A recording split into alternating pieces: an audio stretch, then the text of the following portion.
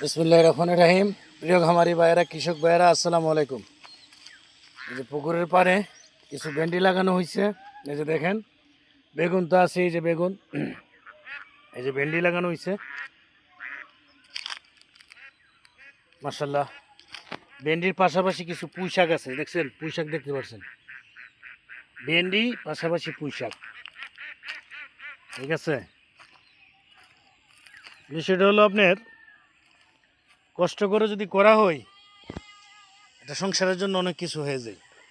এই যে দেখেন, পাশে মিষ্টি আলু, খুব সুন্দর মিষ্টি আলু হয়েছে। তো পানির দরকার, প্রচুর হরান, বৃষ্টি নাই, যার কারণে আপনার প্রত্যেকটা ফসলগুলোতেই আপনার খুঁটিনাটি সমস্যা, কারণ পানির জন্য। এই যে দেখেন, পানির অভাব। যাই হোক, এই যে সিম গাছ, রমজান মাস, বিশেষ করে আপনার সিম খাওয়ার মতন রুচি নাই, তাই সিমগুলো মনে করেন যে ফাঁকে বেশি করে লো হবে। এই যে আনার যেগুলো সরো, এটা কাটা হয়েছে।